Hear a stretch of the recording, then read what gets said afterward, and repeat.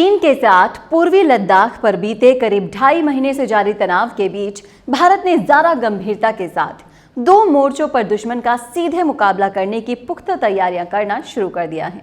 इसे लेकर न केवल सशस्त्र सेनाओं के लिए घातक हथियारों और अन्य साजो सामान की तेजी से खरीद की जा रही है, बल्कि जमीनी स्तर पर उनका इस्तेमाल करने वाली सेनाओं की रणनीतिक तैयारियों की भी लगातार वरिष्ठ सैन्य अधिकारी समीक्षा कर रहे हैं। भारत भी युद्ध करने के लिए पूरी तरह से सक्षम है। आज हम आपको बताएंगे भारत की तैयारियों के बारे में, और इस मामले में ज्यादा जानकारी के लिए हमारे साथ मौजूद हैं अंतर्राष्ट्रीय मामलों के विशेषज्ञ और VR1 चैनल के editor in chief brigadier doctor Vijay Sagar Dhiman. Brigadier साहब 38 साल से सेना में अपनी सेवाएं देने के बाद अंतर्राष्ट्रीय विषयों पर 2 डॉक्टरेट हासिल कर चुके हैं। इसके अलावा ब्रिगेडियर साहब ने LOC से लेकर काउंटर इमरजेंसी और UN में भी अपनी सेवाएं दी हैं। सर, आपसे पहला सवाल ये पूछना चाहूंगी कि भारत भविष्य के युद्ध के लिए कैसे खुद को तैयार कर रहा है और सेना के स्तर पर क्या-क्या तैयारियां चल रही हैं? देखिए, इस समय जो जियोपॉलिटिकल सिचुएशन है वहां पे जो जितनी भी तनातनी चल रही है, यहाँ पे सब सोच रहे हैं कि ये वर्ल्ड वॉर 3 का एक चांस बनता है। इसलिए हर एक कंट्री अपने अपनी जो सेनाएं हैं उनको सशक्त करने की कोशिश कर रहा है, अपनी डिप्लोमेटिक अलायंसेस हैं उनको तेज करने की कोशिश कर रहा है। उसी संदर्भ में इंडिया में भी हमने बहुत सारे कदम उठाए हैं। हमने अपनी थल सेना, वायुसेना, नौसेना को ज्यादा मारक क्षमता देने के लिए बहुत सारे कदम उठाए हैं। अपने न्यूक्लियर फोर्सेस को हमने उनके डिप्लॉयमेंट को रिव्यू किया है। अपनी साइबर फोर्सेस को हमने देखने की जरूरत समझी है। इसके अलावा हमारी जो बायलैटरल अलायंसेस हैं या रीजनल अलायंसेस हैं या इंटरनेशनल अलायंसेस है, उसके ऊपर भी हम बहुत जोर से काम कर रहे हैं। और इन सब के पीछे जो सबसे लेटेस्ट वाली है, इंक्लूडिंग स्पेस वॉरफेयर, जो लेटेस्ट वाली जो चीज चल रही है वो है आर्टिफिशियल इंटेलिजेंस, जिसकी वजह से ये सारे के सारे वेपन्स जो हैं ये रिमोटली कंट्रोल्ड हो जाएंगे और इनकी मारक क्षमता, इनकी प्रिसिजंस, इनकी जो अचूक निशाना मारने की जो क्षमता है वो बहुत ज्यादा बढ़ जाएगी। जी सर, भारत में रण क्षेत्रों की रक्षा करने के लिए रोबोट कैसे सहायक हो सकते हैं? क्या भारत में युद्ध भूमि में रोबोट का होना अब भी दूर की कौड़ी साबित हो रहा है? रोबो आज की डेट में जो जहां तक भारत का सवाल है, ये दूर की कौड़ी ही है। अभी तक हम उस लेवल पे नहीं पहुंचे हैं। परंतु जैसे कि मैंने आपको बताया कि रण क्षेत्र के अंदर जो मारक क्षमता है, जो मान लो आपके हाई ऑल्टीट्यूड के टेरेन के प्रॉब्लम्स हैं, टेम्परेचर के प्रॉब्लम्स हैं, उसके अलावा आपके जो रिकॉनेसेंस के प्रॉब्लम्स हैं, दुश्मन की जगह को पहचान करने की प्रॉब्लम्स हैं, वो सब दूर हो जाएगी। और उसकी वजह से क्या होगा कि जो आपका जो युद्ध क्षेत्र है वो एक बहुत ही निर्णायक स्थिति में आ जाएगा। और जो कंट्री इसमें ऊपर आ गया, जिसका यानी कि पलड़ा भारी रहा, वो डेफिनेटली उसको सक्सेस मिलेगी। जी सर, क्या फ्यूचर में युद्ध रोबोट आर्मी लड़ पाएगी? और अगर हाँ, तो ये भी बताएं कि इस तकनीक पर कितने देश काम कर रहे हैं और वो देश कौन कौन से हैं? देखिए, रोबोटिक्स की बात है, ये साइंस का एक बहुत ही आधुनिक क्षेत्र है। और इसकी वजह से क्या होगा कि इसमें जो जान की नुकसान एक लड़ाई में होता है या किसी किस्म की युद्ध में होता है, वो बच जाएगा। यानी कि आपके टैंक्स होंगे वो भी बिना आदमी के चलेंगे, अनमैन्ड होंगे। आपके हवाई जहाज, आपके ड्रोन स्वॉर्म्स जो है वो वैसे भी अनमैन्ड हैं, चाहे वो अंडर वाटर है, चाहे एयर में है, चाहे ग्राउंड पे हैं, तो वो सारे के सारे जो हैं वो अनमैन्ड होंगे। उससे आपकी जो जान का नुकसान है बहुत कम हो जाएगा। प्लस उसके बाद जो आपकी मारक क्षमता है, क्योंकि ये आर्टिफिशियल इंटेलिजेंस से चलेगी, वो उसको सही टारगेट को डिटेक्ट करेगी और उसके बाद जो उसकी प्रिसिजन क्षमता है वो बढ़ जाएगी। यानी कि अगर आपने एक AI एनेबल्ड वेपन को यूज करना है, इसका मतलब है कि जो आपका टारगेट है वो तो पूरी तरह से बर्बाद होके ही रहेगा। और ये एक बहुत ही जबरदस्त किस्म की क्षमता है जो सब देशों के पास आज की डेट में नहीं है। आज रशिया इसके लिए कुछ कर रहा है और उन्होंने एक मेन बैटल टैंक बना लिया है इसका। अमेरिका ने भी कुछ चल रहा है। चाइना के पास 1 ट्रिलियन युआन्स का एक प्रोग्राम चल रहा है। इसके अलावा कुछ यूरोपीय कंट्रीज हैं, जैसे फ्रांस है, जर्मनी है, उनके भी प्रोग्राम्स इसके ऊपर चल रहे हैं और इंडिया में भी इसके बारे में कुछ बात हो रही है। सर, चाइना और अमेरिका रोबो टेक्निक पर काम कर रहे हैं। क्या भविष्य में सुपर पावर रोबो आर्मी तय कर पाएगी, जिस तरह से टेक्निक आज इस्तेमाल की जा रही है? देखो, जहां तक आज तक का सवाल है, मैंने आपको बोला ज्यादा जोर इस वक्त है साइबर वॉरफेयर पे और स्पेस वॉरफेयर पे। और ये जो दोनों किस्म के वॉरफेयर हैं, ये सब चल रहे हैं आर्टिफिशियल इंटेलिजेंस पे।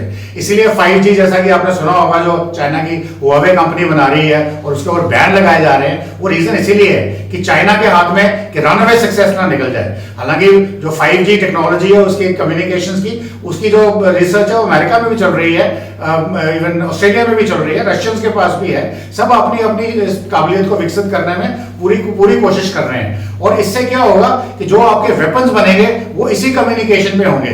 आर्टिफिशियल इंटेलिजेंस जो कंट्रोल करनी है वो यहां से होगी, इसी कम्युनिकेशन के साथ होगी। उससे क्या होगा कि आपकी जिस कंट्री के पास इसकी सक्सेस मिलेगी वो बहुत आगे चला जाएगा। जी सर, ये बताएं कि भारत में आर्टिफिशियल इंटेलिजेंस पर कैसे काम किया जाता है। भारत में अभी मैं आपको ये बताऊं, सबसे पहले हमारा एक आर्मी में एक ग्रुप बनाया था जिसका काम था कि जो आर्मी के हथियार हैं, जैसे मान लो टैंक्स हैं या ब्रिज लाइन इक्विपमेंट है, इनकी जो क्षमता है ये हाई ऑल्टीट्यूड जाके कम हो जाती थी। तो पहले एक ग्रुप ये बना था जो इस चीज के बारे में शोध कर रहा था कि क्या क्या कर सकते हैं हम आर्टिफिशियल इंटेलिजेंस को यूज करके, ताकि वो जो क्षमता कम होती है वो बराबर हो जाए। परंतु जैसे जैसे टाइम निकलता गया 2018 में एक बड़ी हाई लेवल कमेटी बनी जिसके अंदर साइबर कोऑर्डिनेटर जो थे गवर्नमेंट ऑफ इंडिया के, उनकी अध्यक्षता में, और उसमें ये थे DRDO के लोग थे, जैसे कि हमारा centre for artificial intelligence and robotics है, फिर एटॉमिक एनर्जी कमीशन के लोग थे, फिर उसके अलावा रिप्रेजेंटेटिव्स थे आपके सिविल ट्रेड के, जैसे टाटा सन्स के चेयरमैन थे, क्योंकि ये भागीदारी सिविल के साथ भी करनी है। फिर उसके बाद IIT के प्रोफेसर थे, इंडियन इंस्टीट्यूट ऑफ साइंस के प्रोफेसर थे, फिर आर्मी नेवी एयरफोर्स के 3 स्टार जनरल्स थे जिन्होंने उसको इस्तेमाल करना है या जो टेक्निकली क्षमताओं के बारे में जानते हैं। तो इस तरह की एक 17 मेंबर्स की कमेटी बनी थी और उन्होंने एक रिपोर्ट बना के प्रधानमंत्री को सौंपी है कि हमारी क्या क्या रिक्वायरमेंट्स हैं बॉर्डर के ऊपर, हमारी क्या क्या रिक्वायरमेंट्स हैं स्पेस में, हमारी क्या क्या रिक्वायरमेंट्स हैं साइबर वॉरफेयर में। तो उसके बारे में एक नीति बनाई गई है और रिकमेंडेशन सौंपी गई हैं। इसके अलावा और भी बहुत से DRDO में हमारे पास अपने छोटे छोटे प्रोजेक्ट चल रहे हैं जो एक बड़े वेपन स्टेज में अभी तक नहीं पहुंचे हैं, परंतु काम उसमें जारी है। और बहुत सारे हमारे भारत के अपने खुद के साइंटिस्ट जो कल तक बाहर जाना प्रेफर करते थे, दूसरे कंट्रीज में जाना प्रेफर करते थे, आज उन्होंने एक बना लिया है कि वो इसमें काम करेंगे। और ये मैंने खुद देखा है, जो इसमें जो हमारे जैसे वेपन्स बने हैं, जैसे मंत्रा है, ध्रुव है, दक्ष है, तो इस किस्म की जो कार्रवाई है वो हमारे देश में शुरू हो गई है। परंतु इसमें मजेदार बात आपको मैं ये बताना चाहता हूँ, मजेदार बात मैं इसलिए बोल रहा हूँ क्योंकि हम डेवलपिंग कंट्रीज हैं, हमारे पास इतने पैसे हैं नहीं कि हम कोई चीज बनाएं और फेल हो जाए और वो पैसा बर्बाद हो जाए। तो हमको, हमारे लिए ये बड़ी टाइट रोप वॉकिंग है। हमें डिसीजन करना है कि हम आर्टिफिशियल इंटेलिजेंस के वेपन्स को डेवलप करें अपनी सुरक्षा के लिए या अपने घर के लोगों को खाने को दें। तो ये बहुत बड़ा कंस्ट्रेंट्स है। बट देन हमारे लोगों की जो क्षमता है, तकनीकी क्षमता है, उसका लेवल्स बहुत हाई है एंड आई एम श्योर हम इसके कुछ ना कुछ कर लेंगे। सर, IGBP यानी इंटीग्रेटेड बैटल ग्रुप्स, ये क्या होता है, हमारे दर्शकों को बताएं। देखिए, इंटीग्रेटेड बैटल ग्रुप्स क्या है कि अभी जो हमारी आर्मी नेवी एयरफोर्स की हमारी अपनी अपनी ऑर्गेनाइजेशंस हैं, तो एक किसी लेवल पे हायरार्की में आकर के हमारे जितने भी सेना में लड़ाई के लिए अंग होते हैं, जैसे जमीन पे लड़ना है, टैंक में लड़ना है, आर्टिलरी फायर करना है, उसके बाद आपको सिग्नल्स चाहिए, कम्युनिकेशन चाहिए, इंजीनियरिंग सपोर्ट चाहिए, फिर खाने पीने का सप्लाई का सामान चाहिए, फिर आपको ऑर्डिनेंस जो वेपन्स हैं उनके हथियारों के जो असला है, बारूद है, वो चाहिए, फिर आपको मेडिकल चाहिए। तो ये सारी चीजें आप लड़ाई लड़ने के लिए थल सेना या वायुसेना या नौसेना हो, सबको ये जरूरत होती है। तो ये एक किसी लेवल पे, एक डिविजनल लेवल पे सारी चीजें पहले अवेलेबल थी। बाद में जब शोध किया गया तो उन्होंने बोला कि हम ऐसा करते हैं कि ये बड़ा बल्कि ऑर्गेनाइजेशन है, जब इसको हम डिप्लॉय करते हैं तो उसमें काफी प्रॉब्लम आती है। जबकि जो हमारे जो ऑब्जेक्टिव्स हैं, जो टैक्टिकल ऑब्जेक्टिव्स हैं, यानी कि जहां पे हमने कब्जा करना है या जिनको हमने अटैक करना है या डिफेंड भी करना है अपने बॉर्डर को, तो उसके लिए ये सारे के सारे जो चीजें चाहिए, ये इनको हम एक साथ करते हैं छोटे छोटे लेवल पे, ताकि इनकी जो मारक क्षमता है वो बढ़ जाए, इसके अंदर जो किलिंग पावर है वो ज्यादा हो और लॉजिस्टिक्स कम हो और लॉजिस्टिक्स को दूसरे तरीके से सपोर्ट किया जाए। तो ये जो अभी तक प्रपोजल है इंटीग्रेटेड बैटल ग्रुप्स का, ये है एक ब्रिगेड लेवल के ऊपर, which will be commanded by a brigadier और अ मेजर जनरल, वो डिसाइड करेंगे बाद में। बस छोटे ग्रुप होंगे, बट इस ग्रुप में हर किस्म का हथियार होगा, हर किस्म की सहूलियत होगी जो कि एक हमें लड़ाई लड़ने के लिए अच्छी चाहिए। और इसकी हमने अभी कुछ ट्रायल्स किए हैं, अरुणाचल में ट्रायल्स किए हैं, कुछ चाइना बॉर्डर पे ट्रायल्स हुए हैं, कुछ पाकिस्तानी की तरफ भी ट्रायल्स हुए हैं। तो और ये अभी जो फॉर्मुलेशन अच्छी तरह से निकल के आई नहीं है, पर ये जल्द ही इसके बारे में भी डिसीजन ले लिया जाएगा। सर, भारत में आर्टिफिशियल इंटेलिजेंस के इस्तेमाल करके मानव रहित टैंक मंत्रा बनाया गया है, रिमोट से चलने वाला दक्ष हथियार बनाया गया है। तो ये सब युद्ध क्षेत्र में कैसे कारगर साबित होंगे? मैंने वही बोला ना, ये मंत्रा जो है ये भी एक फुली डेवलप्ड नहीं है, बट ये बेसिकली जो हमारे पास रशियन BMP-2 थी, जो आर्मर्ड फाइटिंग कैरियर है, जो इन्फेंट्री वाला मैकेनाइज्ड इन्फेंट्री यूज करती है, उसकी हमने मॉडिफिकेशंस करी है और उसको हम आर्टिफिशियल इंटेलिजेंस से रिमोटली चलाते हैं। और बेसिकली इसको हम यूज करते हैं सर्विलेंस के लिए, तो या फिर हम यूज करते हैं माइनफील्ड स्वीपिंग के लिए, या फिर हम इसको यूज करते हैं एज ए फायर पार भी।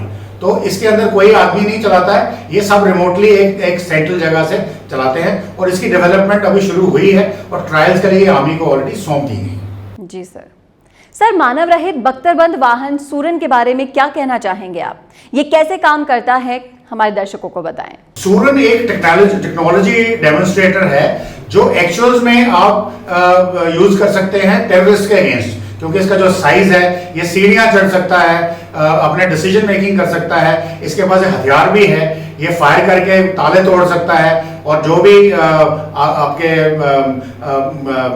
टेररिस्ट किस्म के जो ऑपरेशन होते हैं उनमें कर सकता है। इसी तरह से दक्ष भी है, ये भी एक छोटा सा automatic artificial intelligence enabled vehicle है जो चल करके इसके ऊपर वेपन्स कैरी किए जा सकते हैं, एक आधा छोटा मोटा करके, और किसी भी जगह पे इसको इस्तेमाल किया जा सकता है। परंतु ये एक छोटे प्रोटोटाइप्स हैं, इनकी अभी तक हमने ट्रायल कहीं नहीं की है, but may be due course to come इसको हम एज ए टेक्नोलॉजी डेमोन्स्ट्रेटर कर रहे हैं। इन ड्यू कोर्स में इसकी जगह पे बड़े बड़े वेपन्स भी बनने तैयार हो जाएंगे। धन्यवाद सर सारी जानकारी के लिए। तो ये थे ब्रिगेडियर डॉक्टर विजय सागर धीमान। 38 साल सेना में अपनी सेवाएं देने के बाद आज भी भारतीय सेना के लिए रिटायरमेंट के बाद भी काम कर रहे हैं। और जो छात्र सेना में भर्ती होना चाहते हैं उन्हें मुफ्त में ऑनलाइन कोचिंग देकर आज भी भारतीय सेना के साथ खड़े हैं। आप सब भी अगर सेना में जाने का सपना देखते हैं तो brigadierguidesyou.com वेबसाइट पर जाकर ब्रिगेडियर धीमान के फ्री सेशंस ले सकते हैं। इसके साथ ही brigadier Dhiman life coaching, leadership coaching और मोटिवेशनल स्पीच भी देते हैं।